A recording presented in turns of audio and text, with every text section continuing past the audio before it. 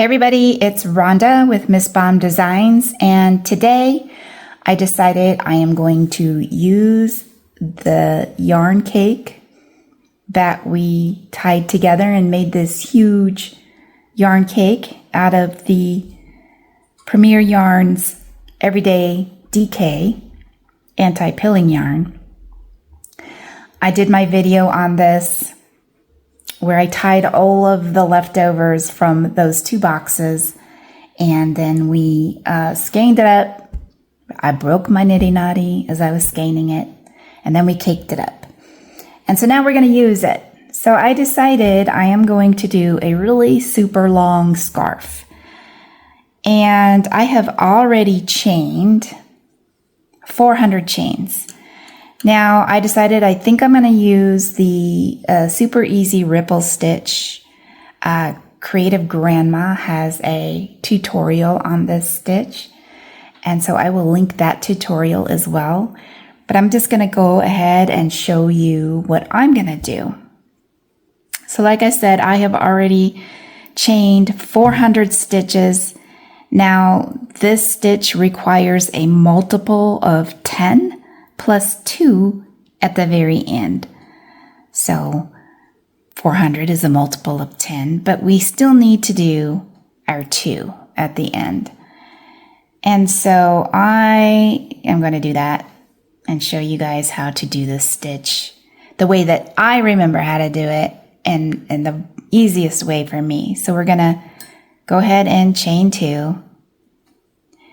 And then we're going to, in the second chain from the hook, we're going to skip that first one and we're going to go into the next one. Actually, we're going to skip those two. Go into the next one. And I am not going to do the back bump. I know most people do the back bump, and it does create a really clean edge when you do the back bump. But I just am going to put a border on this probably. So, and I'm just not in the mood because that takes forever for me. It's harder for me to go into the back bump. So I'm just going to go in the loop for now for the ease of it. So now we have double crocheted 4.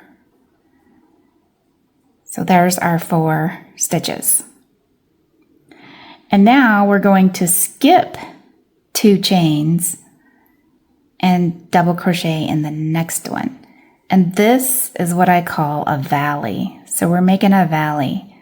And now we're going to double crochet 4.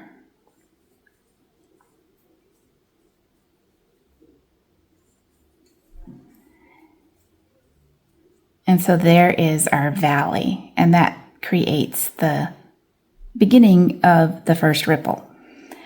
Now we need to make the ripple going up and down. So I call that a peak. So we're going to chain 2. And we're not going to skip this time. We're just going to go straight into the next chain. And double crochet 4.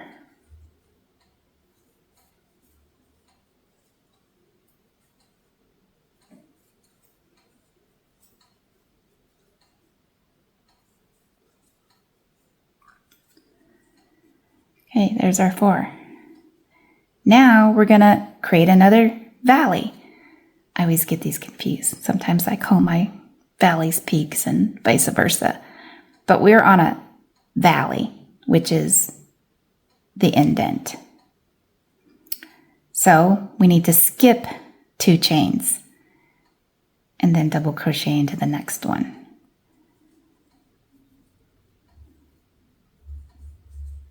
We're just going to keep repeating peaks and valleys across till we get to the very end. Okay, so now we have 2 valleys and 1 peak. So I'm going to create another peak.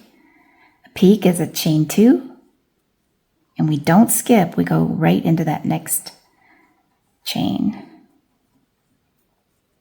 1, 2, 3, 4. So you can see we got valley, peak, valley, peak. So we're going to do this all the way until we get to the very end, and then I will come back and I will show you how to do row 2.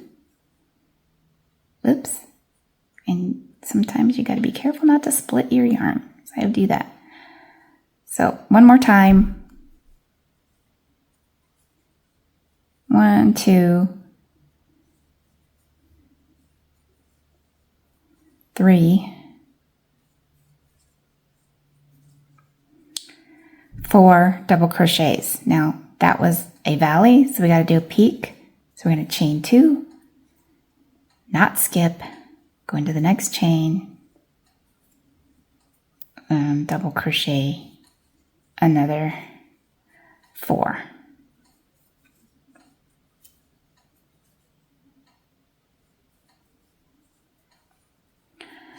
All right, so I'm going to continue to work across my 400 chains because I'm making a really long scarf. This could end up being more of a shawl because there's a lot of yarn here and it might be wider than I'm thinking for a scarf, but that's okay.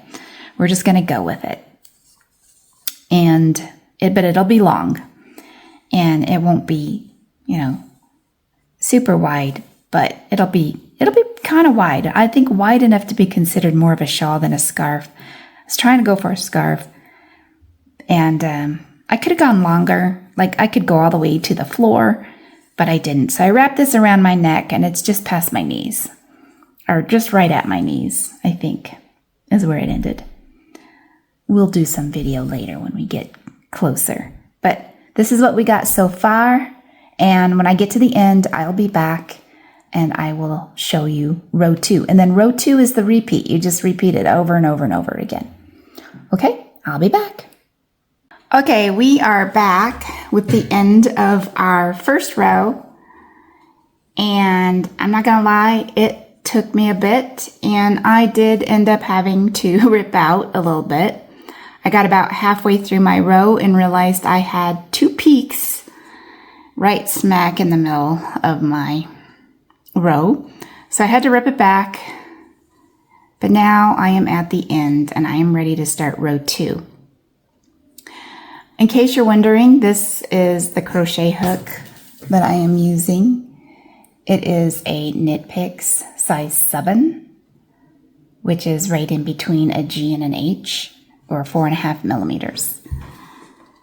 This is my favorite crochet hook. I use it all the time for a lot of projects, especially when I'm using a lighter weight DK. Sometimes the G, sometimes I will use the 4 millimeter or size G, but I like this one the best.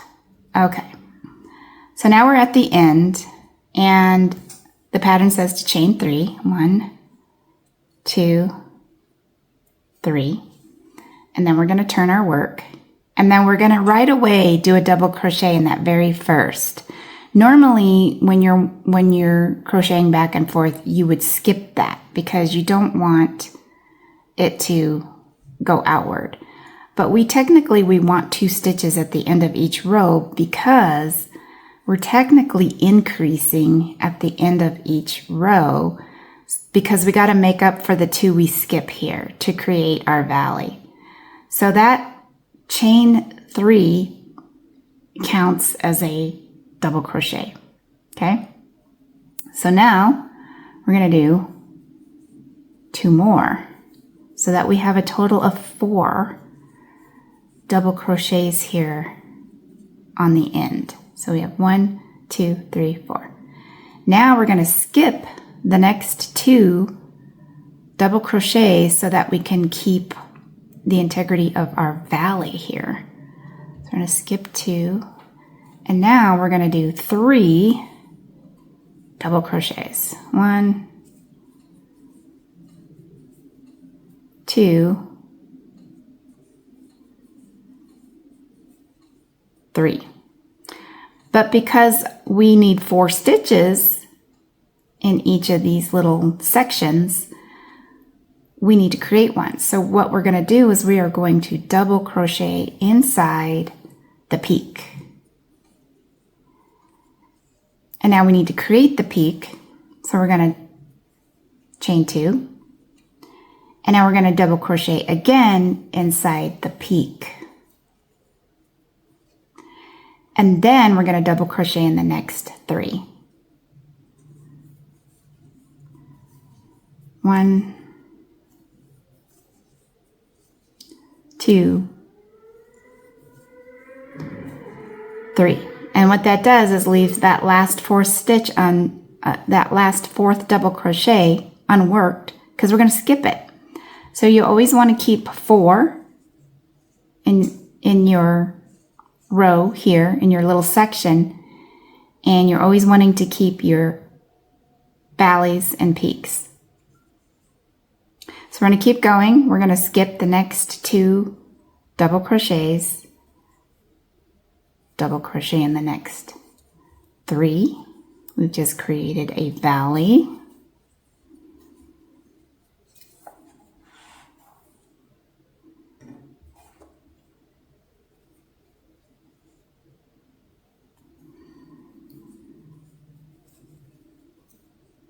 And now we're going to create a peak inside the peak. So double crochet, chain 2, double crochet. Then we'll double crochet in the next 3.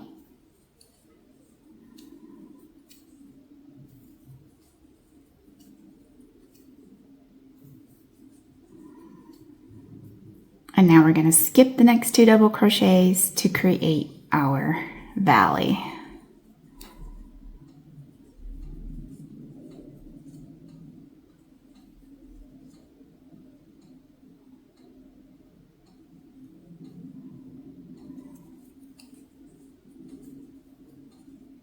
Now we're going to create a peak.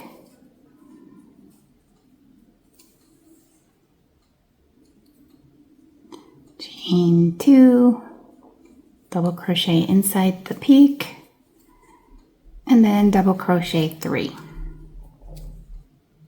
And we're just going to keep doing this all the way to the very end. And when I get to the end, I'll show you row 3, which is basically the same thing. And then when you go back and forth, you just have to make sure that you're double crocheting in the end here in your chain 3 at the top of your turning chain, and that will keep your edges consistent and straight. So this is the pattern we're going to keep following, and I'm going to keep going. And when I get to another stopping point or a few rows in, I will come back and show you where we're at and the progress and how to continue at the end of each row.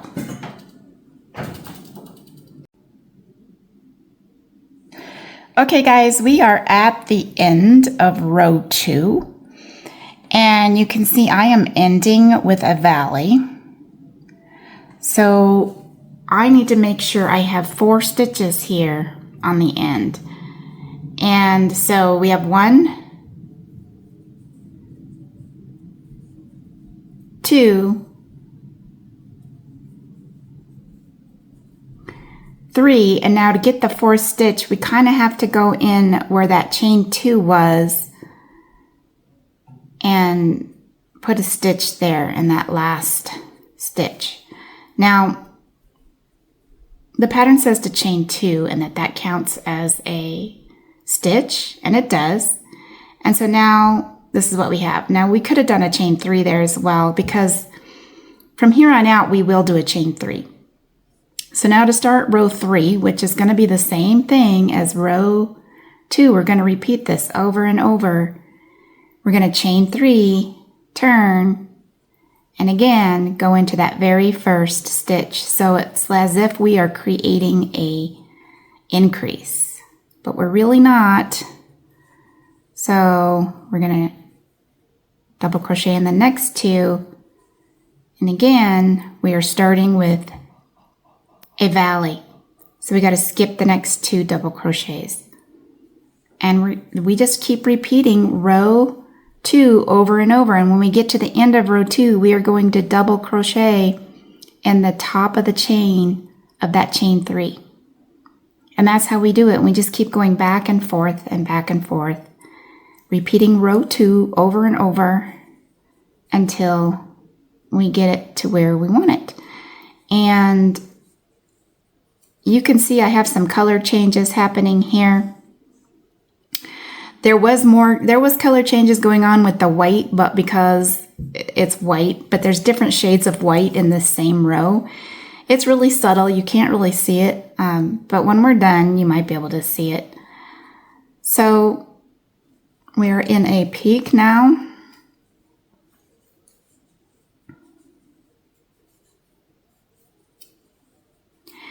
And I wanted to show you, if I could find where this color changed, what the knot is looking and feeling like where we joined our yarn together. See if I can find where this color changes.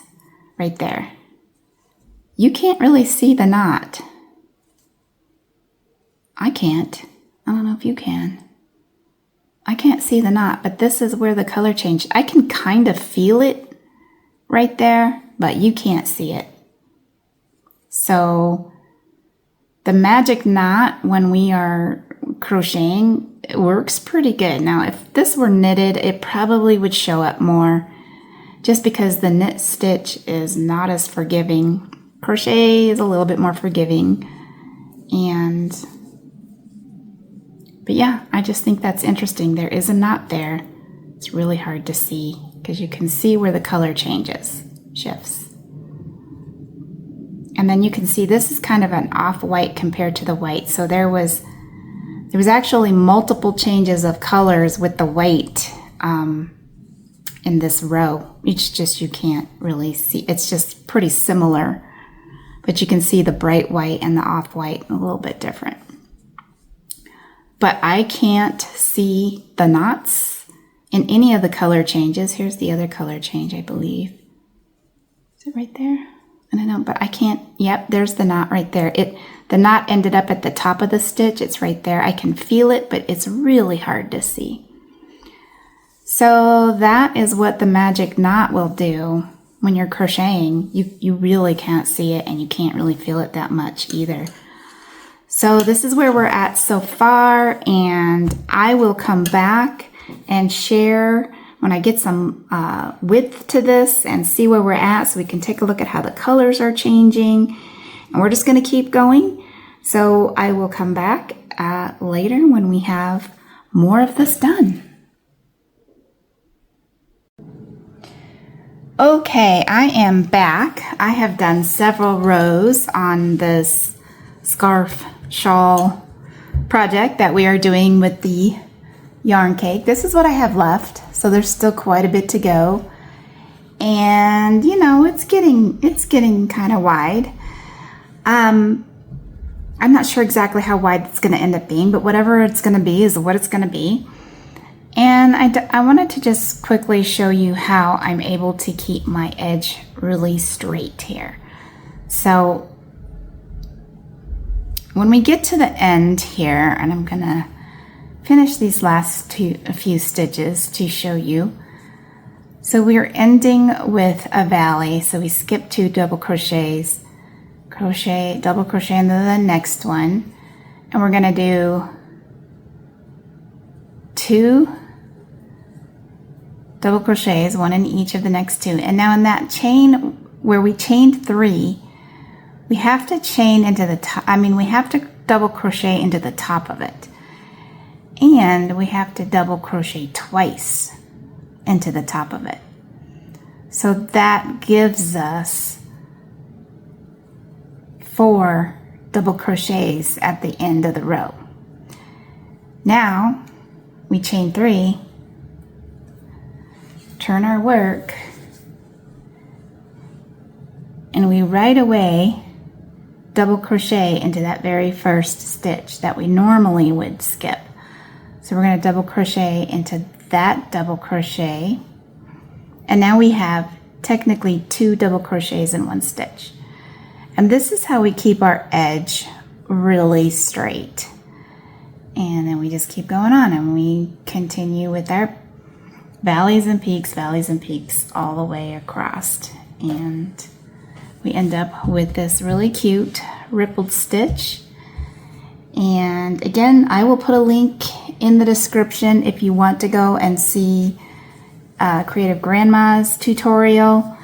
But this is how I'm doing this, and this is following the pattern exactly and keeping a really nice straight edge. Well, here is the finished scarf, the Easy Ripple Stitch. This is what we use, the leftover yarn from the Premier yarn packs, and that we tied together and made the giant yarn cake. So this is how it turned out. It turned out pretty wide. I mean, it covers my shoulders. It could be a shawl. It's really long. It hits me, when it's even like this, it hits me at about my ankles. And yeah, I'm only 5'2", so for me this is long. I will put a picture of it on my mannequin as well so you can get an idea how long it is. Mannequin's a little bit taller than I am. But if you're interested in seeing how we created the yarn cake for this project, I will link that as well. And also, if you want to check out Creative Grandma's tutorial on this, I'll also link to that. But if you like this style of video and you like to see tutorials and you'd like to see more tutorials from me, give me a like, subscribe, let me know in the comments what you think. I hope you all have a great rest of your day. See ya.